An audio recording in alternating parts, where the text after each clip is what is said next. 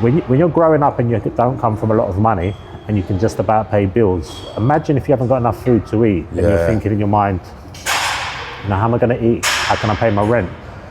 That feeling that it gives you inside, trust me, I never want to experience that. Use it. So you use that as anger, Yeah, use that as energy. And once you have that in your mind, trust me, everything's easy. And I'm at that level now that I'll never want to go back because I can just switch and say, no way.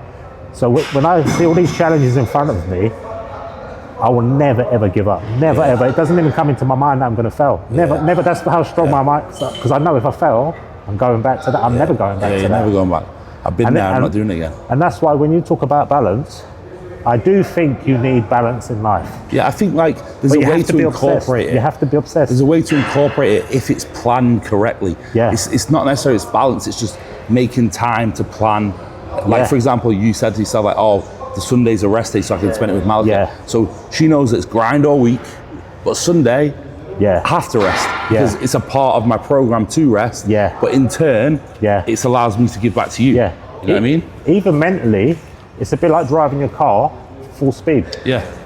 You have to stop. I always say this. You have to stop and service it and refuel it. And that's what you've done for me because when you're obsessed, you do, give me the plan and I'll do the plan. I'll just keep going. But I always say that as well. It's like I always say you got to know when to put the foot on the pedal and when to take it off the gas. And you can't drive a Ferrari at 200 miles per hour because eventually the engine's going to blow up. It's going to run out of gas, and that's the thing. So you need to know when to refuel, when to like go for a pit stop.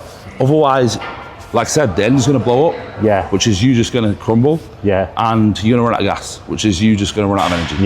You know, so it's all just when we're talking about balance, we're talking about everything's planned specifically to our goal, but that does incorporate some rest time and some balance, because it has to in order for us to keep going and keep pushing forward. You know, and I think that's like you said, like if you get someone who's just highly driven and doesn't have someone to slow down the car or take the reins off, you just keep going, and before you know it, you just run yourself into the ground. And I think that's one of my biggest problems as a bodybuilder. Like I'll do more. So I always need someone to be like, okay, this is a bit too much. You know, calm down a little bit. Because if someone says to me, do 50 reps on this, I'll try to do 55. You know?